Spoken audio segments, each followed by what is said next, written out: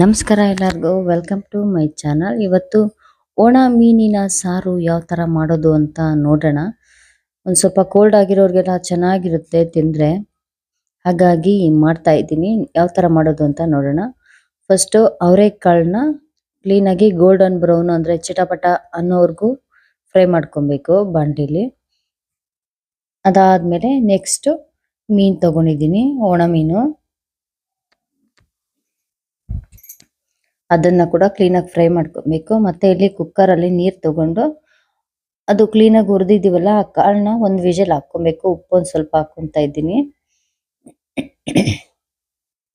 ಮತ್ತೆ ಇಲ್ಲಿ ಮೀನ್ ಇದೆಯಲ್ಲ, ಮೀನ್ನ ಫ್ರೈ ಮಾಡ್ಕೊಂಡಿರೋದನ್ನ ಮುಂಚೆನೆ ತಲೆ ಮುರ್ಕೊಳಕ್ ಹೋದ್ರೆ ಅದೇನಾಗುತ್ತಂದ್ರೆ ಅದು ಒಂಥರ ಇರುತ್ತೆ, ಅದು ಮುರಿಯೋದಿಲ್ಲ. ಹಾಗಾಗಿ ಈ ತರ ಕ್ಲೀನ್ ಆಗಿ ಹುರಿದಿದ್ದಾದ್ಮೇಲೆ ಸಪರೇಟ್ ಮಾಡ್ಕೊಬೇಕು.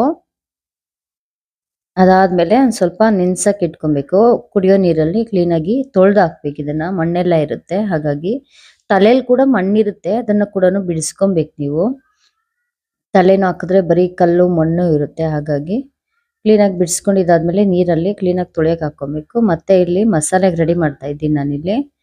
ಕೆಲವರು ಹಸಿಯಾಗಿ ಹಾಕ್ತಾರೆ, ಮತ್ತೆ ಒಗ್ಗರಣೆ ಹಾಕ್ತಾರೆ. ನಾನಿಲ್ಲಿ ಒಗ್ಗರಣೆ ಹಾಕ್ತಾ ಇಲ್ಲ ಸಾಂಬಾರ್ಗೆ, ಹಾಗಾಗಿ ಒಂದೇ ಸರಿ ಮಸಾಲೆ ಫ್ರೈ ಮಾಡ್ಕೊಂಡು ಹಾಕ್ತಾ ಇದ್ದೀನಿ.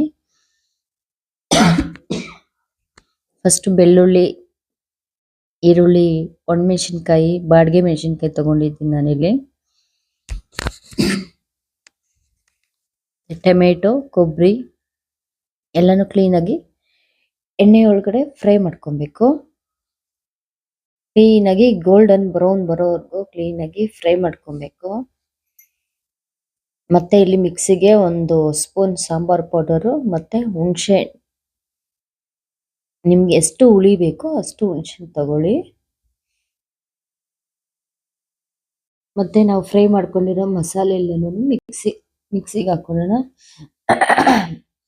ಮತ್ತೆ ಕಾಳಿಲ್ಲಿ 1 ವಿಷಲ್ಗೆ ಇಟ್ಕೊಂಡಿದ್ದೀವಲ್ಲ ಅದು ಬೆಂದಿದೆ. ಮತ್ತೆ ಅದಾದ್ಮೇಲೆ ಬದನೆಕಾಯಿ, ಆಲೂಗಡ್ಡೆ ಎರಡನ್ನು ಸ್ವಲ್ಪ ದಪ್ಪ ಕೊಯ್ಕೊಬೇಕು, ಯಾಕಂದ್ರೆ ವಿಷಲ್ ಇಡ್ತೀವಲ್ಲ ಬೇಗನೆ ಬೆಂದ್ಬಿಡುತ್ತೆ. ಅದನ್ನು 1 ವಿಷಲ್ ಇಟ್ಕೊಳ್ಳೋಣ. ಒಂದ್ ಸ್ವಲ್ಪ ಉಪ್ಪು ಹಾಕೊಬೇಕು, 1 ವಿಷಲ್ ಇಟ್ಕೊಬೇಕು. ಕಾಳು 1 ವಿಷಲು, ಮತ್ತೆ ತರಕಾರಿ ಆಲೂಗಡ್ಡೆ ಬದನೆಕಾಯಿ 1 ವಿಷಲು ಸಪರೇಟ್ ಆಗಿ. ಈಗ ನೋಡಿ ಎರಡು ಒಂದೊಂದು ವಿಷಲ್ ಆಗಿದೆ, ಕ್ಲೀನ್ ಆಗಿ ಬೆಂದಿದೆ. ಈಗ ಒಣಮೆಣಸಿನ್ಕಾಯಿ ಇದೆಯಲ್ಲ ಅದನ್ನ ಕ್ಲೀನ್ ಆಗಿ ತೊಳ್ಕೊಂಡು ಹಾಕೋಬೇಕು. ಅದರಲ್ಲಿ ಮಣ್ಣಿರುತ್ತೆ, ಹಾಗಾಗಿ ತೊಳ್ಕೊಂತಾ ಇರೋದು. ಕ್ಲೀನ್ ಆಗಿ ತೊಳ್ಕೊಬೇಕು, ಕೆಳಗಡೆ ಮಣ್ಣಿರುತ್ತೆ. ಮತ್ತೆ ಕೊತ್ತಂಬರಿ ಸೊಪ್ಪು ಕೂಡ ಹಾಕಿ ಗ್ರೈಂಡ್ ಮಾಡ್ಕೊಂಡು, ಇದು ವಿಷಲ್ ಇಕ್ಕೋದ್ ಬೇಡ ಈಗ. ಹಾಗೇನೆ ಮಸಾಲೆ ಹಸಿ ವಾಸನೆ ಹೋಗೋವರ್ಗು ಕ್ಲೀನ್ ಆಗಿ ಕುದಿಸ್ಕೊಂಡ್ರೆ ಸಾಕು.